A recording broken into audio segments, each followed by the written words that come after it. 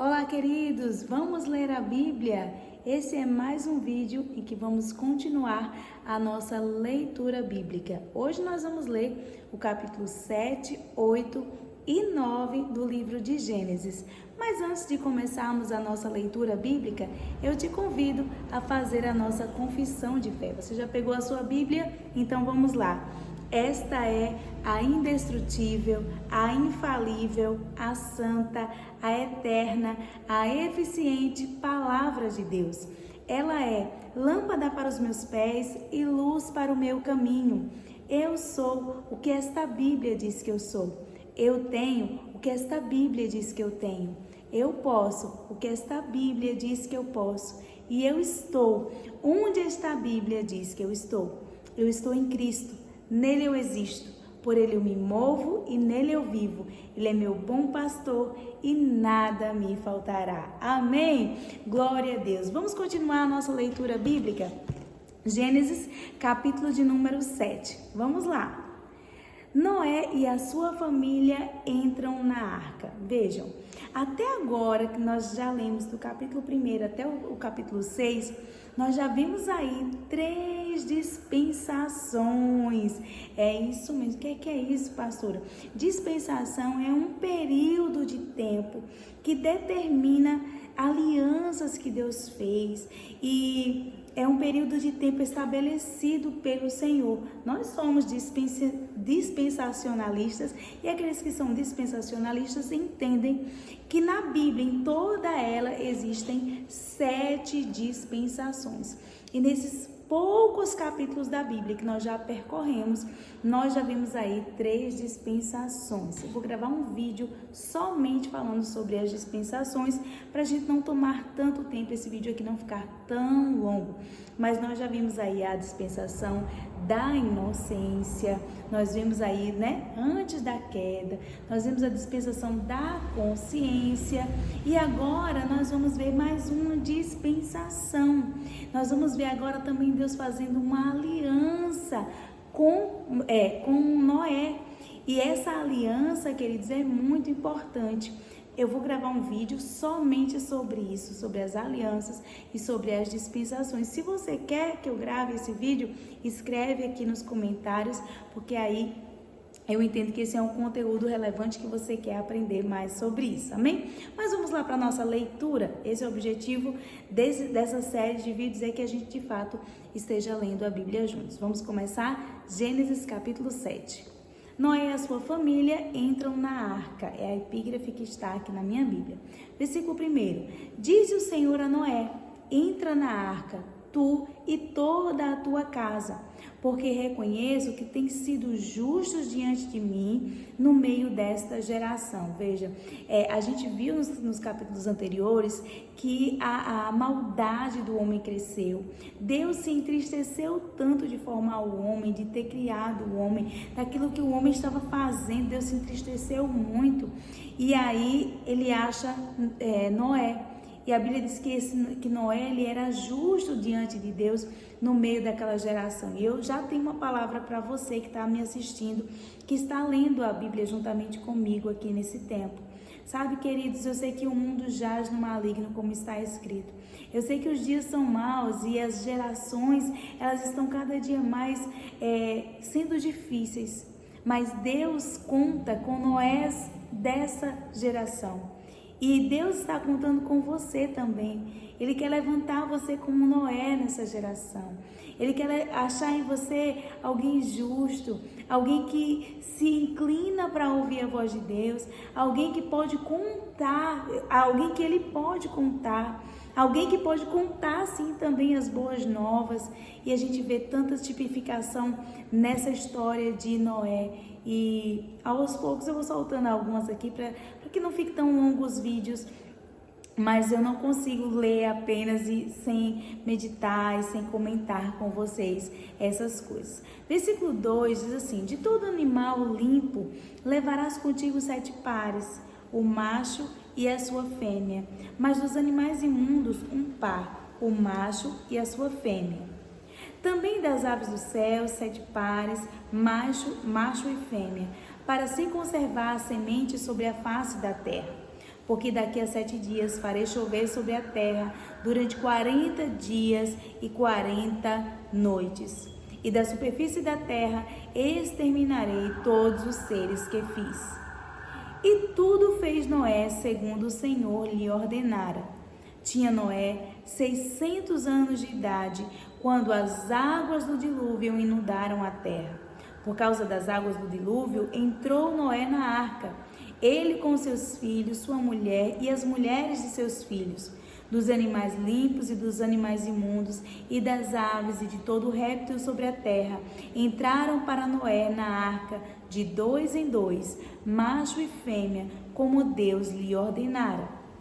E aconteceu que, depois de 7 dias, vieram sobre a terra as águas do dilúvio. No ano 600 da vida de Noé, aos 17 dias do segundo mês, nesse dia, romperam-se todas as fontes do grande abismo, e as comportas dos céus se abriram. E houve copiosa chuva sobre a terra durante 40 dias e 40 noites. Nesse mesmo dia, entraram na arca seus filhos, Sem, Cã e Jafé, sua mulher e as mulheres dos seus filhos, eles e todos os animais segundo as suas espécies, todo o gado segundo as suas espécies, todos os répteis que rastejam sobre a terra segundo as suas espécies, todas as aves segundo as suas espécies, todos os pássaros e tudo o que tem asa. De toda a carne em que havia fôlego de vida, entraram de 2 em 2 para Noé na arca. Eram macho e fêmea os que entraram de toda a carne, como Deus lhe havia ordenado, e o Senhor fechou a porta após eles. Versículo 17. Durou o dilúvio 40 dias sobre a terra, cresceram as águas e levantaram a arca sobre a terra. Predominaram as águas e cresceram sobremodo na terra. A arca, porém, vogava sobre as águas. Prevaleceram as águas excessivamente sobre a terra e cobriram todos os altos montes que havia debaixo do céu. 15 côvados acima deles prevaleceram as águas, e os montes foram cobertos. Pereceu toda a carne que se movia sobre a terra, tanto a ave como de animais domésticos e animais selváticos, e todos os enxames de criaturas que povoam a terra, e todo o homem. Tudo que tinha fôlego de vida em suas narinas, tudo o que havia em terra seca morreu. Assim foram exterminados todos os seres que haviam sobre a face da terra, o homem e o animal, os répteis e as aves dos céus foram extintos da terra. Ficou somente Noé e os que com ele estavam na arca, e as águas durante 45 dias predominaram sobre a terra. Olha que coisa, que terrível a consequência do pecado, que terrível a consequência de uma vida longe de Deus, de uma vida dissoluta. O pecado fez isso, não foi Deus. E a gente vê quando Deus ele dá a instrução para Noé, que ele diz: construa uma arca de madeira, betuma ela por dentro e por fora. Tudo isso, queridos, já apontava para Cristo. Tudo isso já apontava para a cruz. A arca é feita de madeira, a cruz de madeira. Esse betume por dentro e por fora simboliza a descida e a presença do Espírito Santo dentro do homem, por dentro e por fora. O Espírito Santo dentro de nós, o Espírito Santo sobre nós. Então há muitas riquezas de detalhes, há muitos tesouros escondidos aqui, já nesses pequenos, nessa introdução aí do livro de Gênesis. O capítulo 8 nos diz assim, a partir do versículo 1: lembrou-se Deus de Noé e de todos os animais selváticos e de todos os animais domésticos que com ele estavam na arca. Deus fez soprar um vento sobre a terra e baixaram as águas. Fecharam-se as pontes do abismo e também as comportas do céu, e a copiosa chuva do céu se deteve. As águas iam se escoando continuamente sobre a terra e minguaram ao cabo de 140 dias.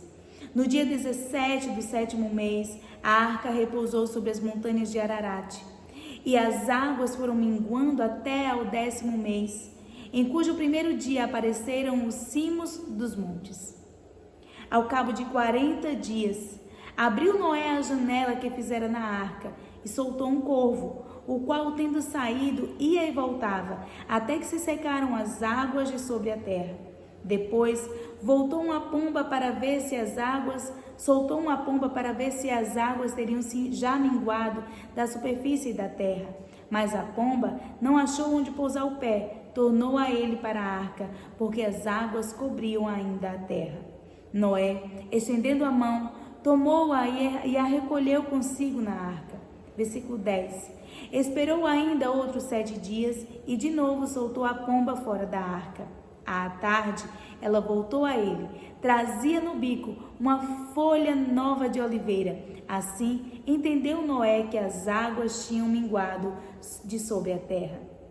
Então, esperou ainda mais 7 dias e soltou a pomba. Ela, porém, já não tornou a ele. Sucedeu que, no primeiro dia do primeiro mês do ano 601, as águas se secaram de sobre a terra. Então Noé removeu a cobertura da arca e olhou, e eis que o solo estava enxuto. E aos 27 dias do segundo mês, a terra estava seca. Então disse Deus a Noé: sai da arca, e contigo tua mulher e teus filhos, e as tuas mulheres e teus filhos, os animais que estão contigo, e toda a carne, quanto às aves como gado, e todo réptil que rasteja sobre a terra. Faze sair a todos, para que povoem a terra, sejam fecundos e nela se multipliquem. Saiu, pois, Noé com seus filhos, sua mulher e as mulheres de seus filhos. E também saíram da arca todos os animais, todos os répteis, todas as aves e tudo que se move sobre a terra, segundo as suas famílias. Levantou Noé um altar ao Senhor, e tomando de animais limpos e de aves limpas, ofereceu holocaustos sobre o altar. E o Senhor aspirou o suave cheiro e disse consigo mesmo: não tornarei a amaldiçoar a terra por causa do homem, porque é mau o desígnio íntimo do homem desde a sua mocidade. Nem tornarei a ferir todo o vivente como fiz. Enquanto durar a terra, não deixará de haver sementeira e ceifa, frio e calor, verão e inverno, dia e noite. Que capítulo poderoso esse capítulo 8. Esse capítulo 8 nos mostra ali a resiliência de Noé, a perspicácia de Noé, e entender, olha, eu vou soltar uma pomba, e se ela não voltar, ou ela vai trazer algo, e a primeira vez ele solta, a pomba volta sem nada, a segunda vez ele solta, a pomba traz um galho de oliveira, depois a pomba volta de novo, vai para ele e não volta mais. Gente, tudo isso tem tipificação, mas se eu for falar tudo isso aqui, a gente nem termina os vídeos, né? Mas assim, eu quero que você preste atenção aqui, que nesse capítulo 7, nessa aliança que Deus faz, veja, ele estabelece ali uma aliança com Noé. Noé oferece um holocausto ao Senhor. É ali estabelecido também nessa nova aliança, vamos dizer assim, que Deus está fazendo ali com Noé, nesse novo tempo, nesse recomeço, né? Muitas vezes há destruição, há o caos e precisa se recomeçar. E como é que se recomeça? Como é que eu vou fazer? Muitas vezes a gente pensa assim, né? Perdi tudo, o que é que eu vou fazer? Começa, sabe? Da forma que Noé começou. Noé começou oferecendo holocausto ao Senhor. Noé começou oferecendo sacrifício ao Senhor. Noé começou ofertando. E Deus estabelece ali esse princípio. E ele diz, olha, há um princípio de semeadura, há um princípio de colheita aqui. E enquanto durar a terra, enquanto houver céus e terra, haverá semeadura e colheita, haverá frio e calor, haverá verão e inverno, haverá dia e noite. Sabe, queridos, esse é um princípio que nós não podemos negligenciar. É o princípio da semeadura, é o princípio de semear. E independente, vocês não reparem muito não esse sonzinho aí, porque eu tô gravando à noite hoje, né? Esperei a bebê dormir para poder gravar. Então, de vez em quando vai passar esse rapaz aí, é o guarda aqui da região. Então, assim, enquanto muitas vezes a gente está passando por um novo começo, um recomeço, recomeçando a vida, recomeçando em um novo emprego, recomeçando no relacionamento, recomeçando recomeços, eu quero te indicar aquilo que Noé fez. Sabe, oferece um altar ao Senhor, oferece a sua vida como sacrifício vivo, oferece ofertas ao Senhor, reconhece em todos os seus caminhos, faz aquilo que Noé fez. Amém? Noé está para nós como essa referência. E também, queridos, há uma outra questão que a gente vai ver agora no capítulo 9 de Gênesis. Quando Deus ele faz essa aliança com Noé, ele coloca um sinal dessa aliança. Preste atenção na leitura. Vamos lá, Gênesis capítulo 9. Abençoou Deus a Noé e aos seus filhos e lhes disse: sede fecundos, multiplicai-vos e enchei a terra. Você vê que Deus falou isso lá para Adão, na primeira aliança, na aliança edêmica, quando Deus faz essa aliança com Adão e ele diz: olha, Adão e Eva, vocês vão multiplicar, vocês vão ser fecundos, vocês vão encher a terra. Mas aí aquela primeira aliança é quebrada, a primeira dispensação passa, vem agora a dispensação da consciência e agora é estabelecida a dispensação do governo humano.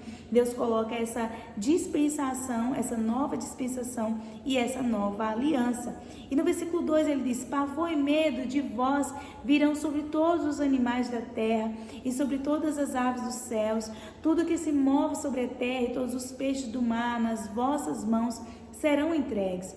Tudo que se move e vive ser-vos-á para alimento. Como vos dei a erva verde, tudo vos dou agora. Carne, porém, com sua vida, isto é, com seu sangue não comereis. E ele estabelece isso, né? Não comer o sangue dos animais, ou seja, porque o sangue representa a vida. E a gente vê isso lá no Novo Testamento, quando se vai estabelecer algumas regras, né? Algumas doutrinas da igreja, que chamam a Pedro, chamam os discípulos, e eles dizem: ó, só se abstenham, né? Abstenham das coisas imundas, da imoralidade sexual, e abstenham-se do sangue, porque o sangue representa a vida. Vamos continuar, como eu disse, são muitos detalhes, não dá pra gente ir comentando versículo a versículo, não dá pra gente fazer essa exegese. É realmente uma leitura e de vez em quando eu vou pincelar com vocês. Versículo 5. Certamente requererei o vosso sangue, o sangue da vossa vida, de todo animal requererei, como também da mão do homem. Sim, da mão do próximo de cada um requererei a vida do homem. Se alguém derramar o sangue do homem, pelo homem se derramará o seu, porque Deus fez o homem segundo a sua imagem.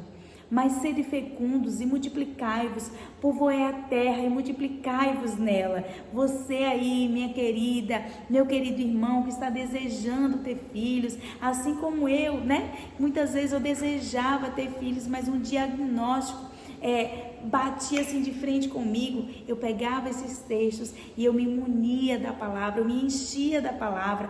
Pega esses textos aqui, a Bíblia diz, o Senhor declarou, Ele determinou: sede fecundos, multiplicai-vos, povoai a terra, multiplicai-vos nela. Você vai multiplicar, você vai ser fecundo. Eu quero profetizar sobre você, mulher, que está com diagnóstico de esterilidade, de infertilidade. Eu quero profetizar em nome de Jesus: seja fecunda, multiplique-se, povoe a terra, encha-se, irmã, de vida. O Senhor tem vida para você, tem vida no seu útero, amém? Se você recebe isso aí, deixa aqui esse comentário para mim, amém? Versículo 8 diz: disse também Deus a Noé e a seus filhos: eis que estabeleço a minha aliança convosco e com a vossa descendência e com todos os seres viventes que estão convosco, tanto as aves, os animais domésticos, os animais selváticos que saíram da arca, como todos os animais da terra. Estabeleço a minha aliança convosco.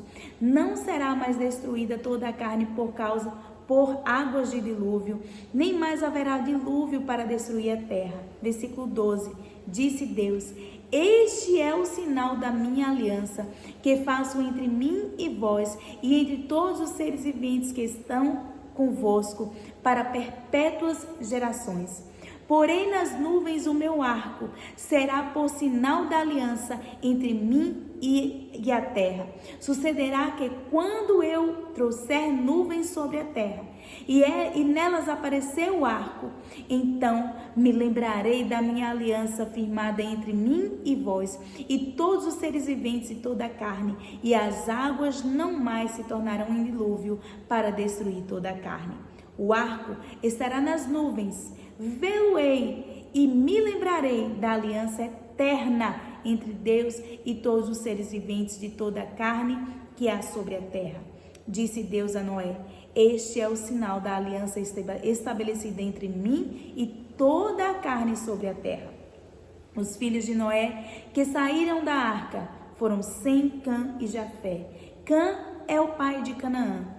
São eles os 3 filhos de Noé, e deles se povoou toda a terra. Gente, que palavra poderosa! Você prestou atenção nisso? Deus estabeleceu a aliança com Noé e Deus colocou um sinal para essa aliança. Que sinal foi esse? O arco-íris. Infelizmente, na nossa geração, o arco-íris tem sido usado como símbolo para movimentos de gênero. Mas, amados, no início, quando o arco-íris surgiu, você precisa se lembrar, porque Satanás tenta sempre distorcer a palavra de Deus, sempre tenta distorcer as simbologias da palavra, daquilo que Deus coloca como sua aliança, como a bondade do Senhor, e ele tenta reverter. Mas eu quero que quando você olhar para o céu, entre as nuvens, e você vê um arco-íris, que você se lembre da aliança que Deus fez para com Noé e com todas as gerações, inclusive alcançando a nossa geração. Amém? Nós já estamos finalizando a leitura do capítulo 9. Vamos para o versículo 20? Vem cá comigo. Sendo Noé lavrador, passou a plantar uma vinha. Bebendo do vinho, embriagou-se e se pôs nu dentro da sua tenda. Cã, pai de Canaã, vendo a nudez do pai, fê-lo saber fora os seus 2 irmãos. Então, Sem e Jafé tomaram uma capa, puseram-na sobre os próprios ombros de ambos e, andando de costas, rostos virados, cobriram a nudez do pai, sem que a vissem. Despertando Noé do seu vinho, soube o que fizera o seu filho mais moço e disse: maldito seja Canaã, seja servo de seus irmãos, seja servos dos servos a seus irmãos. E ajuntou: bendito seja o Senhor, Deus de Sem, e Canaã lhe seja servo. Engrandeça Deus a Jafé, e habite ele nas tendas de Sem, e Canaã lhe seja servo. Noé passou o dilúvio, viveu ainda 350 anos. Todos os dias de Noé foram 950 anos e morreu. Queridos, olha aqui, já no finalzinho, já depois, de Deus estabelecer a aliança, aí vai falar que Noé ele se tornou esse lavrador. E Noé ele passou a plantar uma vinha, e quando ele foi colher da vinha, o que ele fez? Ele bebeu do vinho, e ele acabou se embriagando, e ele acabou ficando nu, ou seja, a sua nudez foi exposta na sua tenda. E aí Cã, pai de Canaã, ele vendo a nudez, ele, em vez de cobrir a nudez do pai, em vez de, como seus irmãos, guardar-lhe aquele pecado, aquele momento de embriaguez, aquele momento de insanidade, vamos dizer assim, do seu pai, Canaã ele expõe a vergonha. Canaã representa essa pessoa que está sempre apontando o dedo para o pecado alheio e que está chamando os outros, ou seja, descobrindo o telhado, descobrindo o pecado do outro. Cã, pai de Canaã, ele se coloca nesse lugar do filho que se acha até superior ao pai, o filho que é soberbo, que é insubmisso. Cã representa essa insubmissão à autoridade, porque aqui não é essa figura de autoridade, não é essa figura que está ali mesmo embriagado, mesmo em um momento que está de falha, porque a liderança também pode falhar, uma posição de liderança também não exime a pessoa de ter suas falhas, de ter sua nudez exposta, mas sabe, queridos, nós somos convidados a sermos como Sem e Jafé. Nós somos convidados a sermos esses que somos guardiões dos profetas, guardiões daqueles a quem Deus fez uma aliança, guardiões daqueles a quem Deus colocou como autoridade, e não, amados, estarmos expondo a nudez, até mesmo o pecado do nosso irmão. O Senhor não nos chama para ser esses acusadores. O Senhor, Ele repreendeu Cã, e ele disse: ó, Cã, você vai ser servo dos seus irmãos. E de fato você pode observar que aqueles irmãos, até mesmo nessa geração, que estão sempre apontando o dedo para os seus amigos, para os seus irmãos, expondo a nudez, mostrando o pecado do outro, eles de fato não se comportam como filhos, eles se comportam como servos, eles estão se comportando como aquele filho mais velho da parábola do filho pródigo, em que tudo é dele, mas ele se comporta sempre como um servo, como um empregado. Mas finalizando essa leitura do capítulo agora 9 de Gênesis, eu quero convidar você a, já nesse início de ano, nesse início de leitura bíblica, você corrigir se há algo fora do lugar, nos seus pensamentos, nos seus sentimentos, com relação a uma postura de autoridade, se há esse indício de insubmissão em você, corrija-se, se arrependa, tenha uma metanoia, tenha um texuva, volte-se para o caminho onde não há rebelião, um caminho onde não há insubmissão, um caminho onde você não expõe o pecado daqueles que convivem dentro da sua casa, daqueles que convivem com você, mas que você guarda, você é guardião do seu irmão. Sabe, a gente há de lembrar que há 3 dias atrás nós lemos ali, né, quando Caim mata Abel, o que ele faz? Ele não foi guardião do seu irmão, ele não protegeu o seu irmão, ele não protegeu os da própria casa.